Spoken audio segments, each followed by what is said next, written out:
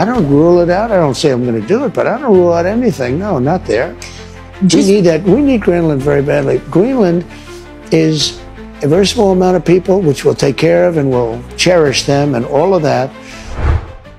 Baru-baru ini, Presiden Donald Trump menjelaskan rencananya untuk menguasai Greenland, di mana mengejutkannya, Trump bahkan mengancam akan menggunakan kekuatan militer untuk bisa memiliki Greenland. Jelas, kebijakan luar negeri dari Trump yang agresif ini tak membuat dunia was-was, termasuk NATO, yang mulai khawatir akan terjadinya perpecahan di antara aliansi barat, sebuah aliansi terbesar di dunia.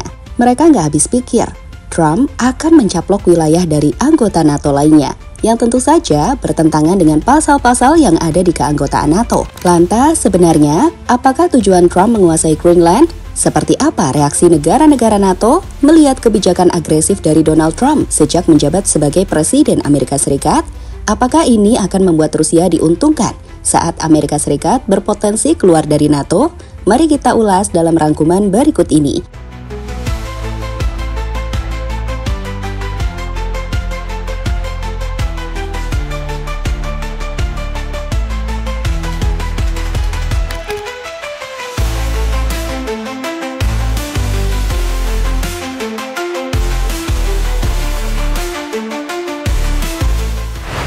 NATO, yang dibentuk pada 1949, adalah pilar utama keamanan kolektif Barat, dengan pasal 5 sebagai inti perjanjian yang menyatakan bahwa serangan terhadap satu anggota dianggap serangan terhadap semua atau kolektif. Maksudnya, jika ada salah satu anggota NATO yang diserang, maka negara lain wajib untuk membantu dan melawan negara yang melakukan serangan bersama-sama. Namun menariknya, saat Trump kembali terpilih sebagai presiden di Amerika, dirinya secara agresif telah banyak mengkritik NATO, di mana terbaru, Trump bahkan berpotensi menyerang anggota NATO sendiri, yakni Denmark, saat dirinya mengatakan akan menggunakan kekuatan militer untuk bisa menguasai Greenland. Sebagai info, Greenland adalah wilayah otonom dalam kerajaan Denmark. Greenland memang memiliki pemerintahan sendiri untuk urusan dalam negeri, tapi kebijakan luar negeri dan pertahanan masih menjadi tanggung jawab Denmark. Di mana artinya, secara hukum internasional, Greenland adalah bagian dari wilayah kedaulatan Denmark, dan Denmark adalah anggota NATO.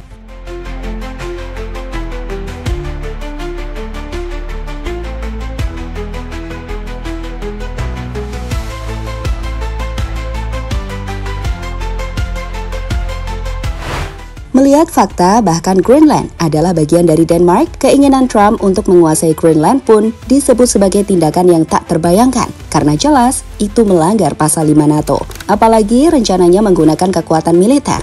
Ini sama artinya dengan Amerika menyerang anggota aliansinya sendiri di NATO, yakni Denmark. Bayangin aja, saat pasal 5 menyebut negara anggota NATO akan secara kolektif melawan negara yang menyerangnya, tapi ternyata yang menyerang adalah pemimpin mereka sendiri, yakni Amerika. Ini tentu saja akan membuat kerusakan aliansi NATO, seperti yang diutarakan oleh mantan Duta Besar Amerika Serikat untuk Denmark, Rufus Gifford. Menurutnya, keinginan Trump menguasai Greenland memilukan.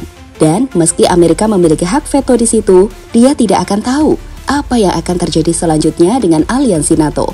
Saya pikir sebagai seseorang yang bertugas di pos tersebut, yang memahami hubungan ini, yang telah mengunjungi Greenland 9 kali untuk mendengar Presiden Amerika Serikat Trump menggunakan kata-kata seperti ini terhadap salah satu sekutu terbaik kita, sungguh memilukan. Ketika NATO didirikan, gagasan bahwa satu sekutu NATO akan menyerang sekutu NATO lainnya adalah tidak terpikirkan. Amerika Serikat akan memiliki hak veto dalam kasus tersebut, dalam skenario tersebut.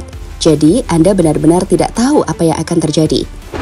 Jika pada akhirnya Trump bersikeras untuk memiliki Greenland, Denmark sendiri akan menolak keinginan tersebut, dan itu bakal membuat kekhawatiran perang dunia meningkat, seperti yang disebutkan dalam ulasan Daily Star, di mana Perdana Menteri Denmark, Mette Frederiksen, menyatakan Denmark memiliki keinginan untuk berinvestasi dalam masyarakat Greenland, dan kami tidak memilikinya hanya karena alasan historis. Kami juga memilikinya karena kami merupakan bagian dari persemakmuran Denmark satu sama lain.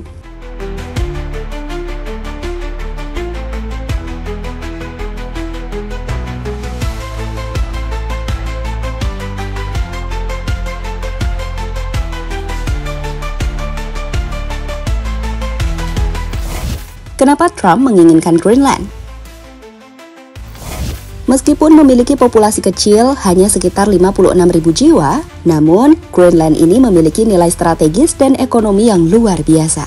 Menurut laporan dari USA Today, Trump melihat Greenland sebagai aset penting, mulai dari lokasi geostrategis, sumber daya alam, hingga keamanan geopolitik dalam persaingannya dengan negara besar seperti Rusia hingga China. Secara geografis, Greenland terletak di persimpangan Atlantik Utara dan Arktik, di mana itu menjadikannya pos militer krusial untuk memantau aktivitas Rusia di kawasan tersebut. Selanjutnya, secara sumber daya alam, Greenland kaya akan mineral langka seperti neodymium dan dysprosium, yang penting untuk teknologi energi terbarukan dan industri pertahanan. Selain itu, pencairan es akibat perubahan iklim membuka peluang eksplorasi minyak dan gas di lokasi tersebut. Dan selanjutnya, soal kontrol Arktik, di mana dengan meningkatnya persaingan di Arktik antara Amerika Serikat, Rusia, dan China, Greenland menjadi kunci untuk mendominasi rute pelayaran baru dan sumber daya di wilayah.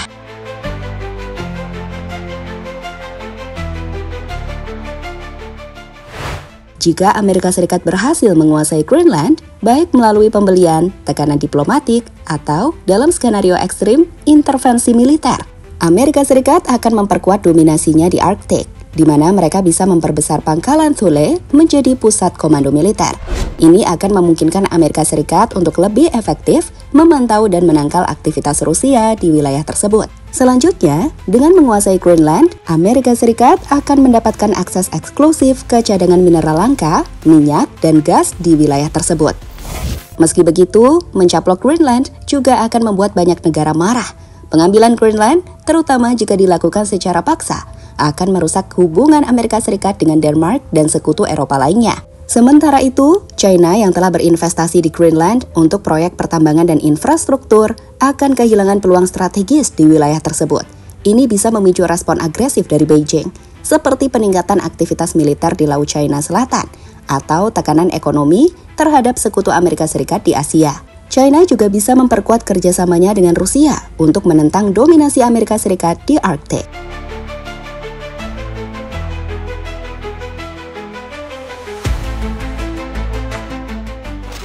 Trump tekan NATO, potensi perpecahan. Demi bisa menguatkan strateginya dalam menguasai Greenland, inilah strategi yang dilakukan Donald Trump. Seperti biasa, ia akan menekan musuh sebelum bernegosiasi. Jadi, sejak ia kembali menjabat sebagai Presiden Amerika Serikat, Trump mengungkapkan gagasan untuk memaksa anggota NATO menanggung beban pertahanan lebih besar. Ia menuntut agar sekutu NATO memenuhi atau melampaui target pengeluaran pertahanan sebesar 2% dari PDB. Bahkan ada usulan untuk menaikkannya hingga 5%.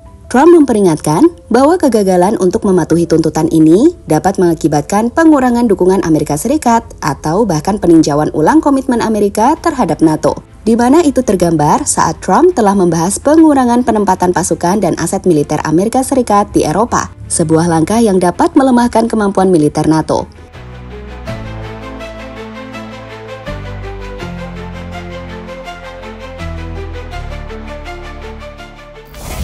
Jika hubungan antara Amerika Serikat dan NATO memburuk, atau jika Amerika mengurangi dukungan militernya terhadap Eropa, Rusia kemungkinan besar akan menjadi pihak yang paling diuntungkan. Hal ini disebabkan oleh peran sentral NATO sebagai aliansi pertahanan kolektif yang menjaga stabilitas Eropa dan mencegah ekspansi Rusia. Meskipun 23 dari 32 anggota NATO memenuhi target pengeluaran 2% PDB pada 2024, Eropa masih bergantung pada Amerika Serikat untuk teknologi canggih, logistik, dan kapabilitas nuklir. Menurut laporan Politico, pengurangan kehadiran militer Amerika Serikat seperti penarikan pasukan dari pangkalan di Jerman atau Polandia akan menciptakan celah dalam pertahanan NATO, terutama di perbatasan timur aliansi. Rusia dapat memanfaatkan kelemahan ini untuk mengintimidasi atau bahkan menyerang negara-negara anggota yang rentan, seperti negara-negara Baltik, tanpa takut akan respon kolektif yang kuat, mengingat kemampuan militer Eropa dinilai masih tertinggal dari Rusia.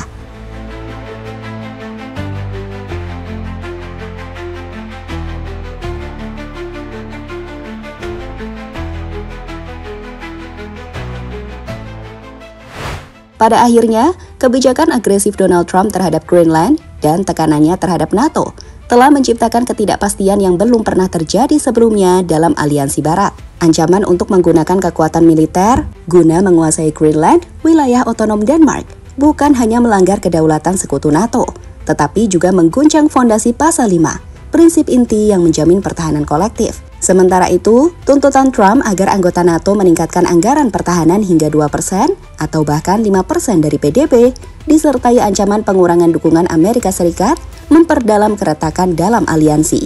Di mana jika NATO terpecah atau Amerika Serikat menarik dukungannya dari Eropa, Rusia akan muncul sebagai pemenang utama, memanfaatkan kekosongan keamanan untuk memperluas pengaruhnya di Eropa Timur dan melemahkan tatanan global Barat.